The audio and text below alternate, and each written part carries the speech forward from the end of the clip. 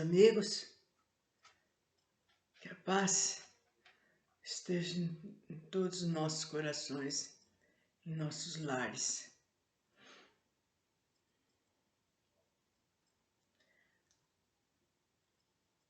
Como sabe, nós continuaremos divulgando, falando, para tornar cada pensamento, cada ideia, tudo aquilo que realmente aconteceu com Jesus quando aqui esteve, há mais de 2000 anos. O que aconteceu, o que foi feito, né? E estávamos falando da pessoa que naquela época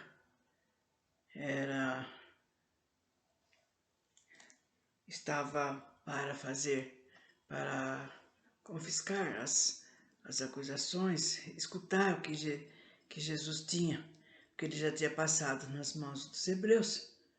E vocês viram como Caifás e o seu sogro, como eles eram mesmo, desciam tudo para que desse certo para o lado deles. E que Jesus saísse cada vez de uma maneira muito má, né, sofrendo. Eles não queriam que Jesus fosse preso nem ficasse por ali. Eles queriam realmente acabar com ele. E como Jesus passou para que você fosse acusado por Pôncio Pilatos, nós estaremos aqui então falando o que o Pôncio Pilatos, como todos os procônsules, seus predecessores, era também detestado pelos judeus, embora se mostrasse mais tolerante com os assuntos religiosos de tal povo. No princípio, ao assumir o comando da Judéia, ele agiu com demasiada violência, reprimindo qualquer indício de revolta ou conspiração, com o suplício atemorizante da cruz. Mas, em face da política adotada por Tibério de não enfraquecer as autoridades religiosas dos povos vencidos e governá-los mais facilmente através do poder e da astúcia do sacerdote organizado, Pilatos, então, convenceu-se de que seria muito difícil domar aquele povo irrequieto, fanático, obstinado e, ao mesmo tempo, audacioso. O sumo sacerdote gozava de credenciais que o favoreciam de influir até quanto à permanência e ao prestígio do procônsul, dependendo dos relatórios vindo de Roma. Mas Tibério obrigava o procônsul a viver em boas relações com o sumo sacerdote, Caifás em vigência. Em face disso, Pilatos moderou a sua irascibilidade e muitas vezes teve de se curvar ao sacerdócio hebreu para não desprestigiar-se em Roma. Pôncio Pilatos era um homem com cerca de 42 anos, robusto, estatura média, corado, possuía uma fisionomia que traía um forte recalque pela vida sensual. Era calvo e, além disso, ele era afável, atencioso quando lhe convinha, mostrando traços duros de despotismo e insensibilidade. Não era ríspido, mas atemorizador, e os que necessitavam do seu próximo se encolarizavam-no quando precisavam da sua ajuda. Então, ele não gostava de fazer nada nem de ajudar. Sumamente ambicioso, Pilatos era prudente no jogo dos seus interesses e temeroso do seu prestígio junto a Tibério, que lhe dera o cargo. Apesar de sua arrogância e repulsa contra os judeus, ele não se animava de abrir luta frontal com o sumo sacerdote, que era inimigo implacável e perigoso pela sua astúcia. Anã, o sogro de Caifás, em atividade no templo, já o havia indiciado junto a Roma, através de algumas comunicações com certo fundamento, amparado por seus ricos presentes à corte romana. Então, o Pôncio Pilatos, ele é como agora, né, que tem esses negócios de contrabando, né, essas coisas ilícitas. Ele arrumava coisas, porque ele gostava de acumular coisas boas, ricas, né? E ele era rico, e ele não gostava também de perder nada. Então, uma certa vez, ele foi pego fazendo essas negociações, e então o tal do Anã denunciou o Pôncio Pilatos em Roma. Mas, graças a um amigo de Pilatos, conseguiu manter o cobiçado cargo de procurador dos judeus e, doravante, seria mais cauteloso quando se tratasse de decidir sobre os interesses dos sacerdotes. Então, por aí vocês estão vendo como caminhou a coisa, né? Como ele iria sair dessa. Além disso, Caifás fizera-lhe saber indiretamente que possuía provas de alguns negociatas que o Pôncio Pilatos fazia, inescrupulosos, junto com os judeus gananciosos que faziam transações fabulosas no fornecimento de víveres e suprimento para as embarcações do exército romano. Então tinha umas certas coisas que Pilatos aproveitando-se, né, do seu cargo, ele fazia. Mas os sacerdotes, né, eles não estavam fora não, porque eles estavam vendo o que ele estava fazendo. E com isso tinha o Pôncio Pilatos, tinha um rabo preso com os hebreus, para falar a verdade. Bom, através do beneplácito de Pôncio Pilatos, que assim carreava fartura de moeda nos seus cofres particulares, esses negociantes hebreus eram livres em suas especulações. Aliás, ultimamente ele se achava em boas graças com o sumo sacerdote, o qual lhe enviava diariamente os mais gordos fazões recebidos da província de Gala, assim como frutas, caixas de vinhos vindo de Chipre, ao qual sabia que Pôncio Pilatos apreciava muito.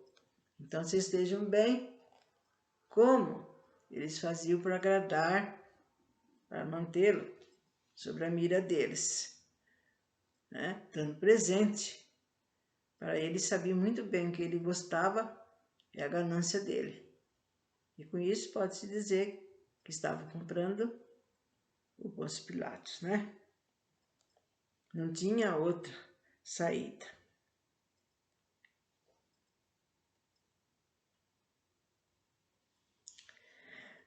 Através do beneplácito de Pôncio Pilatos, que assim carreava a fartura de moeda, então em seus cofres particulares, esses negociantes não iriam ser presos nem chamados, mas só quem a tomava mesmo, né, estava em perigo, era o Pôncio Pilatos.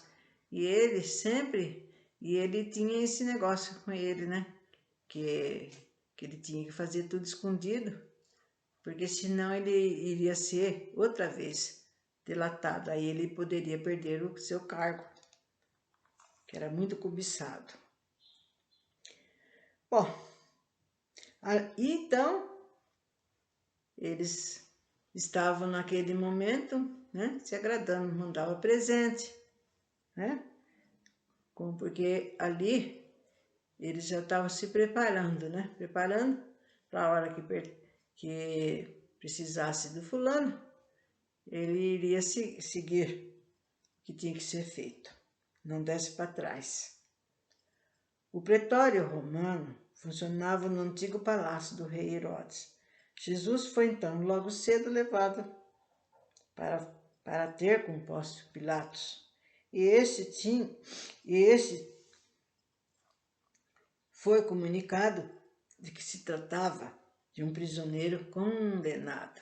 Então, já tinha falado, ele já estava condenado, que ia passar, apesar disso, pela sua acusação para ele dar o veredito. Bom, e sobre que ele ia ser condenado pelo tribunal, foi condenado pelo Tribunal Sagrado, e sob recomendação particular do sumo sacerdote para imediato interrogatório. Tal era a prova, a pressa que eles tinham de condenar na sexta-feira mesmo. É o seu dever fazer cumprir a lei contra os infratores e manter harmonia nas relações entre hebreus e romanos, que estavam sempre, frequentemente, em choque. Convinha prestar favores ao sumo sacerdote, para que depois chegasse informes a Roma. Pois isso,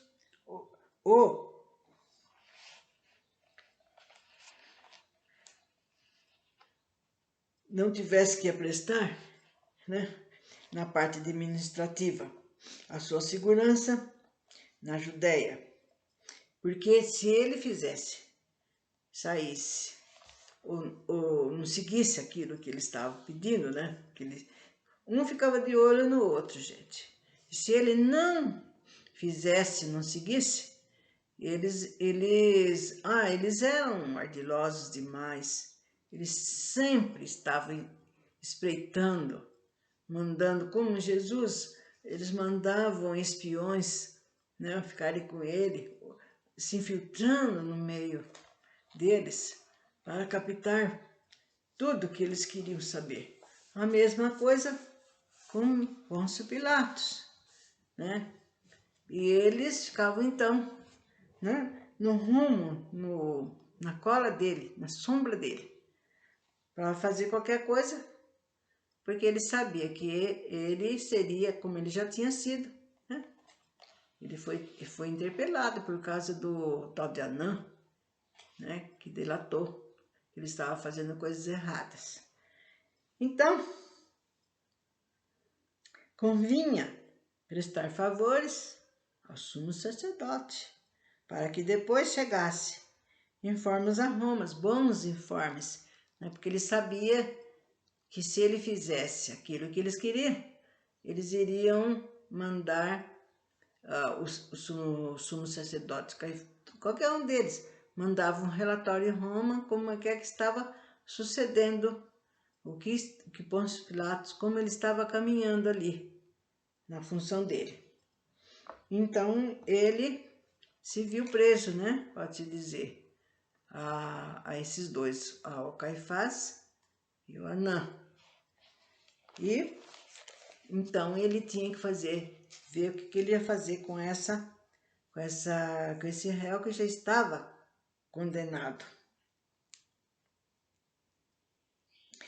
No entanto, Pilatos guardava ressentimentos contra as astutas, vejam bem, as astutas raposas do templo, como assim os designava, e ele chamava eles de raposas, e perdia a tramontana toda vez que teimava em lhe impor condições ou pareceres.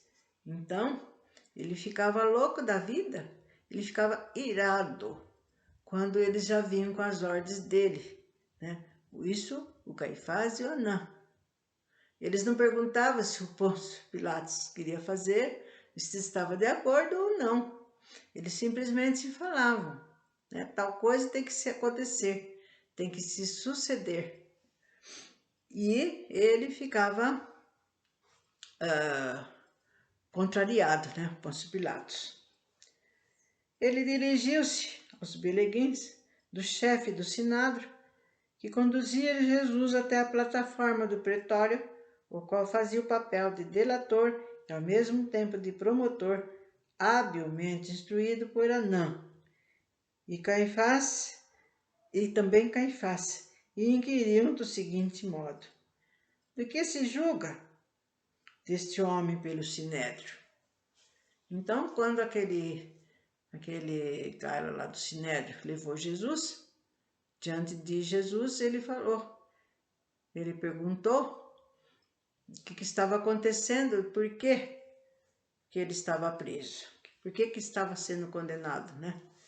Então, o agente religioso entregou então a peça acusatória, informando, sem esconder sua arrogância, que Jesus de Nazaré, rabino galileu, foi considerado culpado por unanimidade da pequena corte de juízes do Sinédrio, mas não possuía um só testemunho a seu favor, a que também o impede de justificar o recurso da apelação também, que não pode ser discutido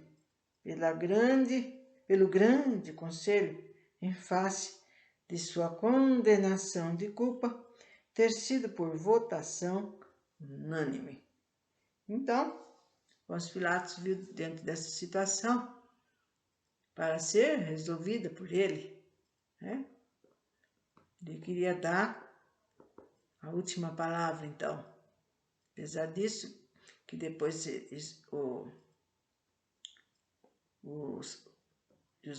Jesus ainda iria passar então para o final, na acusação final, que ele iria